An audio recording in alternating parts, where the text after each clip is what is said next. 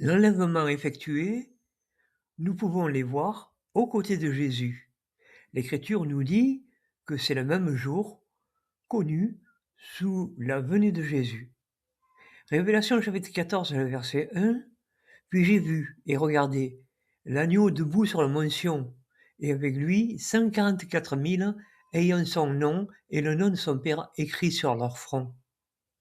Ce moment sera visible puisqu'il est dit que l'enlèvement sera visible. Révélation chapitre 11, verset 11.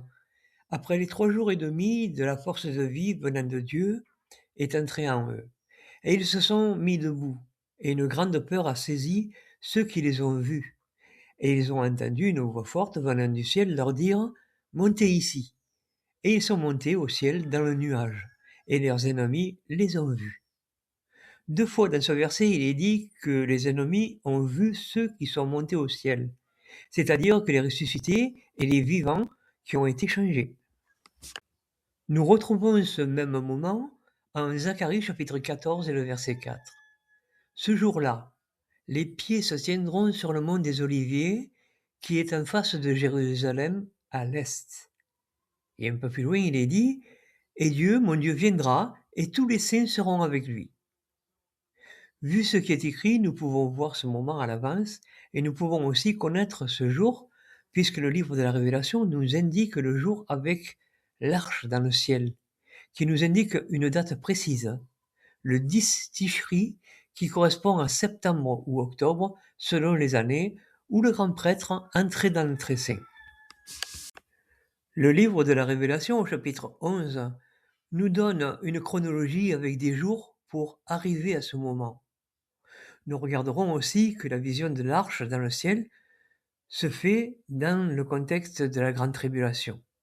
Il suffit de regarder les versets autour qui nous indiquent cela. Pour info, le 10 Tishri cette année est le lundi 21 septembre 2026 à Paris. Vous pouvez aussi voir le calendrier hébreu qui vous donnera la date à Jérusalem.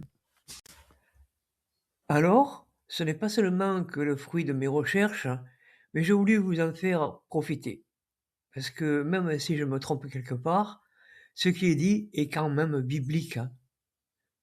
Nous pouvons rajouter aussi Zacharie chapitre 14 et le verset 16.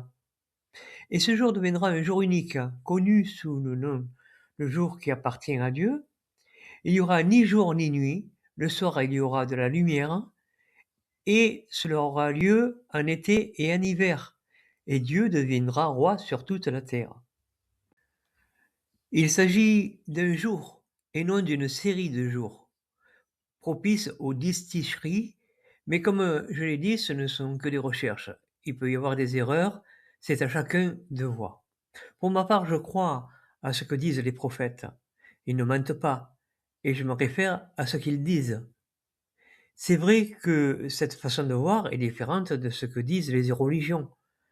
Mais notez qu'en ayant une bonne connaissance de la Bible, nous pouvons rapprocher les versets. Tous les versets que j'ai pris concernent donc le même jour, la venue de Jésus. Bien sûr, il y a d'autres versets, mais je ne veux pas surcharger le sujet. Il est assez compréhensible comme ça, il y a assez de preuves.